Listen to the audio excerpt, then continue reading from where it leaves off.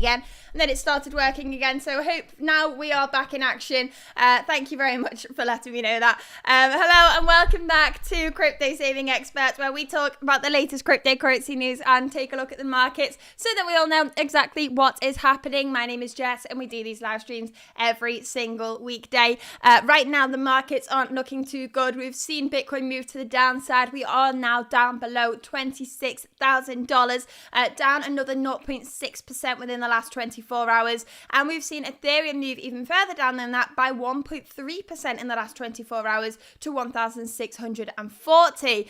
So the markets aren't looking too good right now.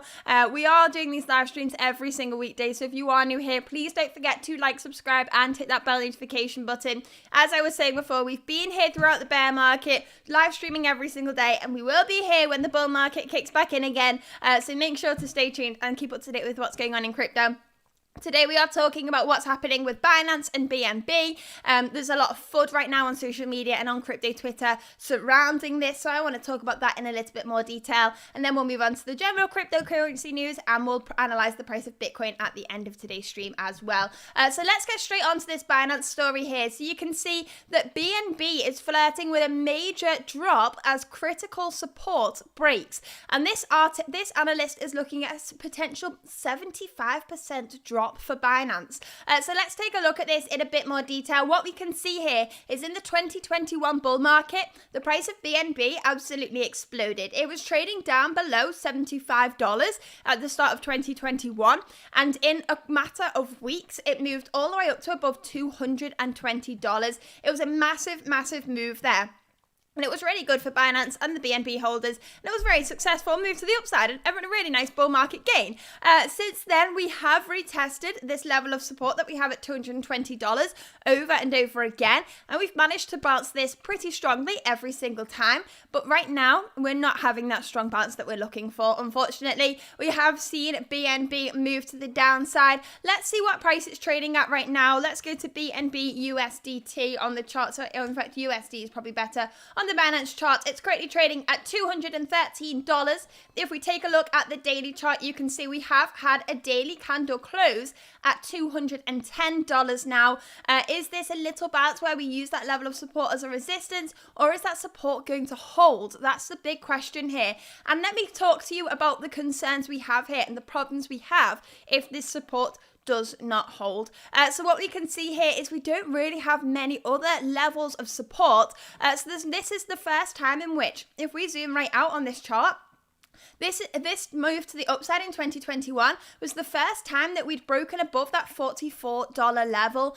So with that, we don't have any major levels of support within this range, from all the way down at $44 all the way up to $220. So we could see a massive move to the downside here for BNB token, and this is what the report is saying here today, and I'm very cautious about this because what does this mean for the Binance exchange? Now, we did have some reports earlier this year discussing the amount of BNB that Binance as an exchange holds, and you can see in this report by Forbes, they stated that BNB tokens are equivalent to 31% of the exchange's total assets. Now, why is that a concern? Now, if BNB drops 75% due to that lack of support, that means 31% of centralized exchange Binance's total assets is going to basically disappear. Three quarters of it is going to be wiped off the table. And what does that mean? And what does that remind me of? Well, unfortunately, that reminds me of FTX. What we saw with FTX was they had a huge amount of FTT on their balance sheet, their own token. And then they were using their balance sheet to say to lenders, look, we have all of this money. We have this really good balance sheet. Can we borrow some money off you? And all the lenders were lending them money based on their FTT holdings. But when FTT collapsed, they no longer could pay out any of those loans. Obviously, withdrawal stops, and the exchange had to file for Chapter 11 bankruptcy and is still not up and running yet. So could this happen for Binance? Is this what we're looking at right now? Now, I would like to say, I don't want to spread too much FUD around Binance right now. We always see FUD around Binance. Binance when the markets move to the downside. And I would like to say it's pretty common to see centralized exchanges hold a huge amount of their own token. I would also like to say BNB has a much bigger use case than FTT did. However, the signs are looking similar, and after being burnt in FTX, I mean, I wasn't personally, but seeing people being burnt in FTX, we as a community and as an industry need to be a whole lot more careful. When FTX collapsed, we saw the warning signs. We saw how much FTT they had on their balance sheets, and still people held 100% of their tokens on centralized exchanges. So I just wanted to flag this today and show, look, we are looking at a really crucial point now for BNB, and if BNB drops and Binance as an exchange hold a huge amount of BNB on their balance sheet, it could negatively impact the centralized exchange. So I just want to point this out and just say be incredibly careful. I try personally not to hold a huge percentage of my portfolio on centralized exchanges because they are deemed to be one of the least safe ways to store your cryptocurrency. There are many other ways that you can store your crypto, and although FTX was a really horrible time for the markets and a lot of people lost a lot of money, we've got 3 big lessons from that. One is that we have seen the amount of caution we need to take in the markets. Everybody looked at FTX and said, look, SBF is safe. This man is a genius. We can trust him with our money. And we can't. We can't trust anybody. That's why we're in crypto, and that's why we are looking for self-custodian assets, essentially. Next thing we need to take a note of is, since FTX, we've seen a whole lot of centralized exchanges trying to be more transparent and trying to improve the industry in that way. And that's a really good thing to see. But with that transparency and with the warning signs that we're getting right now, I just think we need to be acting a little bit faster because none of us did with FTX. So I'm just putting those warning signs out there. Obviously, we all have exposure to centralized exchanges in some way, the majority of the time, because centralized exchanges do have their benefits, but just be incredibly careful. And one thing that has come from FTX, which I really welcome into this space, is people doing a lot more research onto how they should hold their cryptocurrency and researching self-custody wallets. And I would really recommend you to do so if you haven't already, because we don't know what's going to happen here. And we're just preparing for the worst in every scenario, because we don't want to be looking at the price of Bitcoin in 10 years' time when it's all the way up in the moon saying, I wish I moved my Bitcoin somewhere safer than holding it on these centralized exchanges. So that's what I'm just putting the warning signs out there. Nothing's certain. Everything's just speculation right now, but that's what's going on, and that's the fear that's spreading around in the cryptocurrency industry right now. So just be very cautious. Being cautious is the best way when it comes to how to store your cryptocurrency. But let's take a look at the next story to do with Binance here today. So Binance.us has tapped MoonPay to resume USD payments. So they've announced it has integrated MoonPay to resume dollar deposits and withdrawals for users. Now, we saw a lot of the Binance partners stepping away from the exchange following the SEC charging them earlier this year, but we are now seeing them partner with MoonPay, and they perform rigorous KYC checks on all customers. So we are seeing Binance US transition to crypto-only exchange. So the partnership with MoonPay completes its transition to a crypto-only exchange, with Tether USDT stablecoin now the base currency. This entails that Binance will no longer handle customers' fiat deposits going forward, or at least in the near future. So they stopped processing dollar payments in June after the SEC lawsuit, which forced its banking partners to cut ties with the company. So what happened there is obviously the SEC charged created a lawsuit with Binance, and all the banking partners say, look, we've got our own regulation we need to abide by. We can't be getting involved in the regulation of the cryptocurrency space. We're going to step away from you while you sort that out. And then if Binance do end up on top with this lawsuit, I'm sure those banking partners will come flooding back. But that's what happens typically. As soon as there's a little bit of problem in the cryptocurrency space, everyone drops everything and runs because they don't want to be involved in that. But let's take a look at the next story here. Let's move on from the Binance story now and see what else is going on in the cryptocurrency space. So let's move on to Grayscale. Now, this is big news here. So we are talking about those Bitcoin ETFs once again, and we are unfortunately seeing something that could be a massive problem for Grayscale. So Grayscale, which I have spelt with an E here on this slide, on the headings here. So let's change that. Grayscale, as we should say. Is a company that has been fighting for spot Bitcoin ETFs for a very, very long time. And now it looks like they could be losing that first mover advantage. Now, Grayscale have a fund, a Bitcoin fund, that they've been trying to transition into an ETF, and that is called GBTC. And they've been trying to do so for a very long time, but the SEC have kept rejecting them and saying, no, this doesn't work. Your product isn't fit to be an ETF. And now we've seen Grayscale sue the SEC saying, you're not giving any clarity onto why we keep getting rejected, and we want to build this product, and we want some guidelines on how we can build this product and get it accepted. So that's what's going on with Grayscale. Grayscale have been fighting this battle for a while. Now we've seen BlackRock, Fidelity, and many other institutions stepping in and saying, hi, we want a Bitcoin spot ETF. What do we need to do? Here's all the paperwork. Hopefully we get accepted. And Grayscale are saying, look, there's going to be a massive first mover advantage here. If Bitcoin ETFs get accepted, spot Bitcoin ETFs, we're going to see a huge amount of competition in the spot Bitcoin ETF markets between all of these institutions. Now, Grayscale have actually come out and said, look, it would be really good if we could get simultaneous acceptance of these ETFs, because none of us want to lose that first mover advantage. So if we all go into the markets together, we'll all be fighting together. But now what we are seeing here is Grayscale may end up having to refile for their spot Bitcoin ETF, and that could potentially take another 240 days. So this has been reported by Blockworks, and they stated GBTC was trading at a 26% discount on Bitcoin's price on Friday. So the price of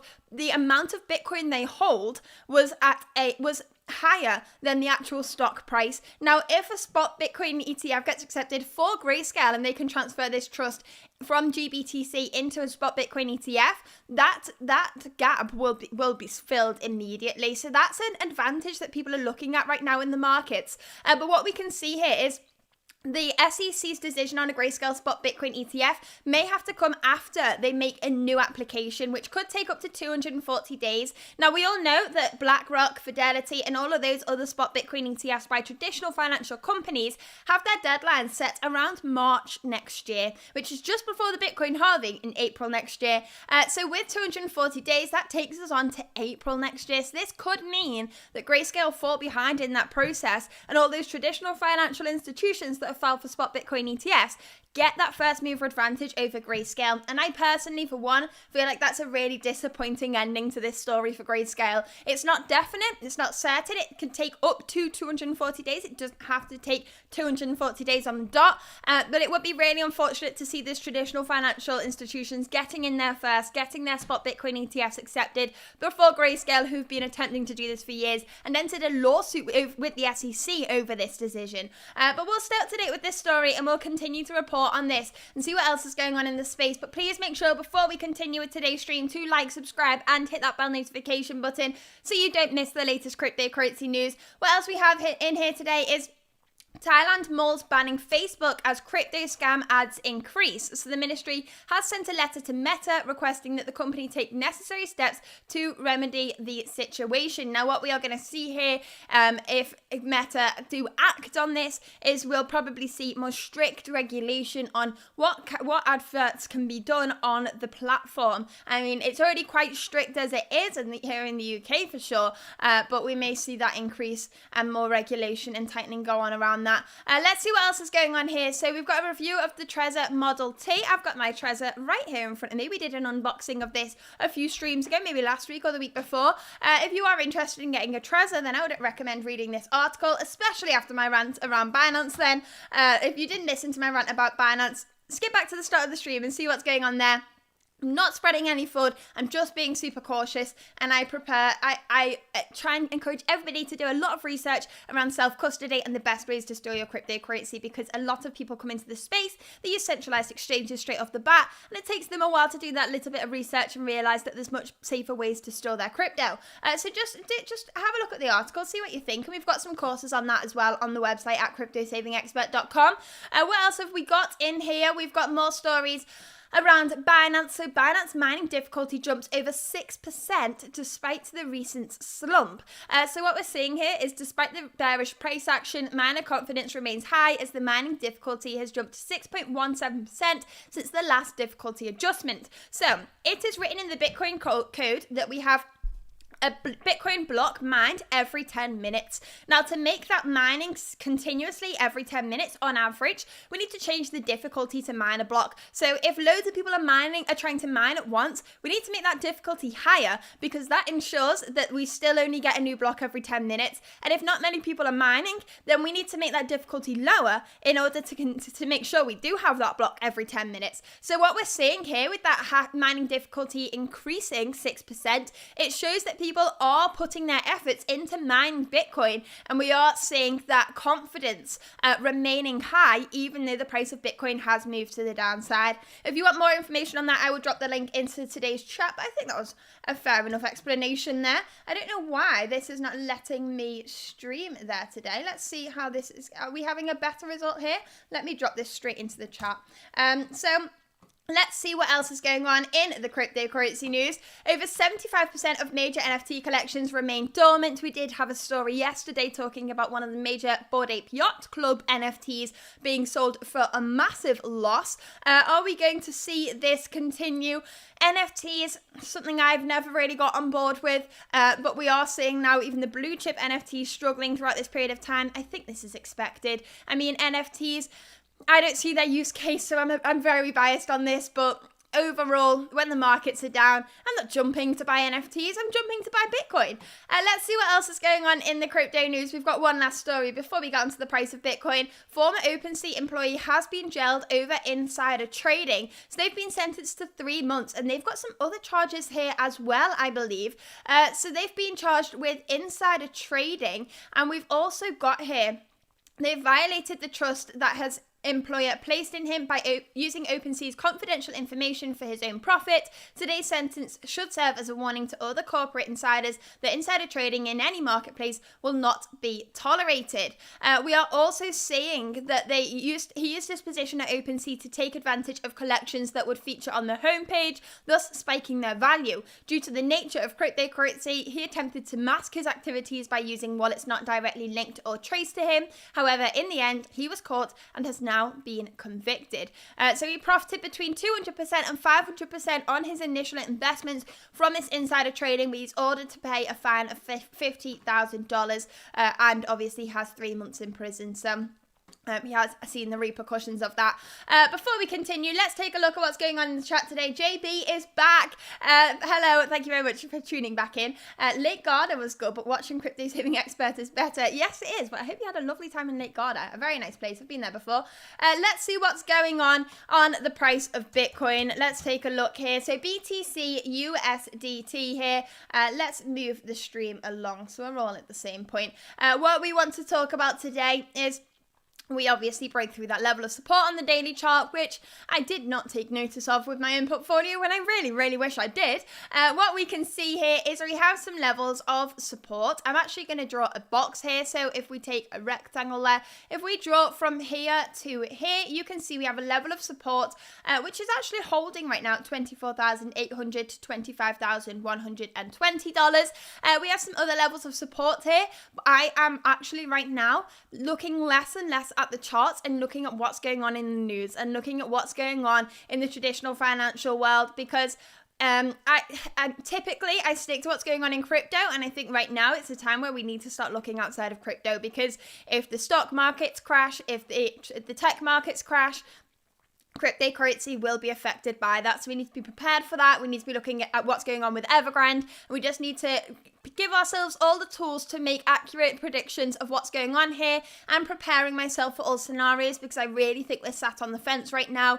We could see a sharp move in either direction, so I'm trying to prepare myself for that. If the spot Bitcoin ETFs got accepted right now, it would be pretty nice, but right now there's a lot of uncertainty in the traditional markets and in the cryptocurrency markets. So just be careful as always. Obviously nothing is financial advice. Some people see the fear in the markets and they like to go right in at these points, and normally I do, but I just don't have the confidence right now to do it. I really wish I did, but I'm holding tight and seeing what's going on here. But that is really all we have for today's stream, so thank you very much for tuning in. As always, please don't forget to like, subscribe, and hit that bell notification button, and we will be back here tomorrow with another cryptocurrency news update, so make sure to hit that subscribe button. If you're following along on Twitter, jump over to YouTube and give us a follow. Thank you very much.